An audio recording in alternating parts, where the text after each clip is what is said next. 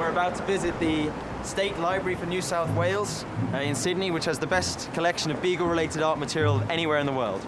Should be great. Thank you. It's wonderful. It's beautiful, isn't it? Absolutely.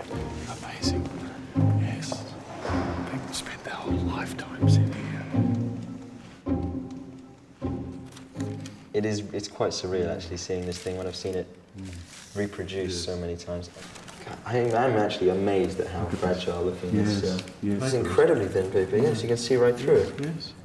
I just feel really awkward touching things like this. So this is, the design. This is Philip Gidley Jr., Yeah, exactly. So, and he did this, I think I remember he did this from memory. He did, yes, that's right. Very late in life. So it was only, I think it was after Darwin died, in fact. Somehow the originals have ended up here.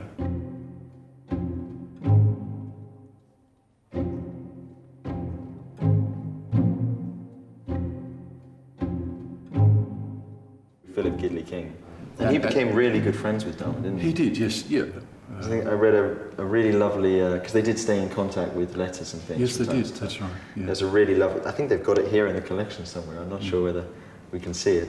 Darwin saying, when he often thought back of his days on the Beagle, obviously, and said, I think the most enjoyable times he could remember was sitting on the booms, sailing across the Atlantic in the trade winds sitting with King. Yeah, with Philip Gidley King, yes, Junior. Yeah, that's right. It's a lovely image, because you don't get very many images like that from really personal things.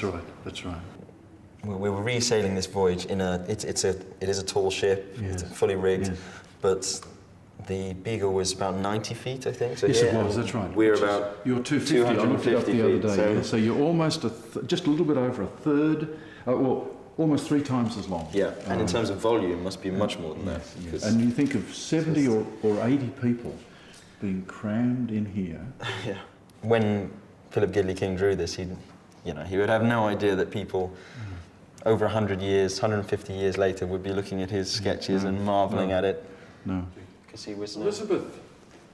Frank. Well, good to see you. Nice to see you. Allow me to introduce Anthony Smith. Hi. So perhaps we should lay out, or at least identify, what it is you want to look at from this list. Absolutely.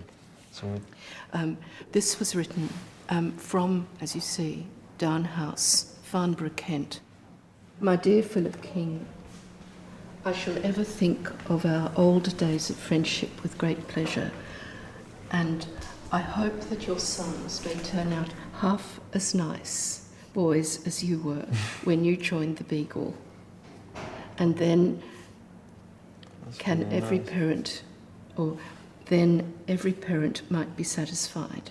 Your affectionate friend, C. Darwin. So it's a very charming letter. Yeah.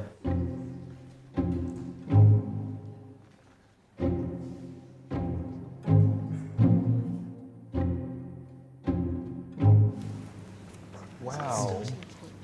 This is the most worked sketches I've ever seen of his. They're really something else. Sydney Harbour, that's where the Opera House is. Ah, this is great, yeah. Sydney Cove, where Circular Quay is in here. I think it's sketches like this. It's the only way to really understand how much impact we've had. Because that has been a very interesting part of retracing this voyage, seeing just how much some places have changed. But that's the value of them in many ways, because the documentary information contained about what the landscape looked like.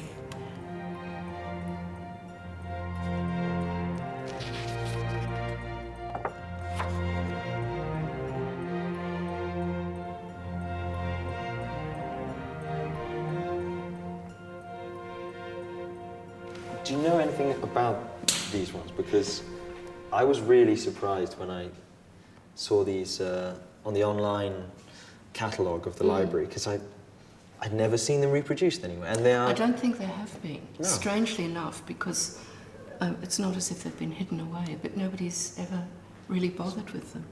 And it's really special. Okay, we should explain that this is Jemmy Button, so one of the Fuegians who was on the Beagle, but it seems to be a sketch of him whilst back in England. I think that's right. Yeah. And Fueger Basket. And Fueger Basket. Dressed in English clothes and looking all very tidy. Yes. Yeah, exactly. But they're very sensitive portraits. Yeah, and you can see entirely why they would have been done, because, I mean, who on earth back in England would have ever seen someone from Tierra del Fuego?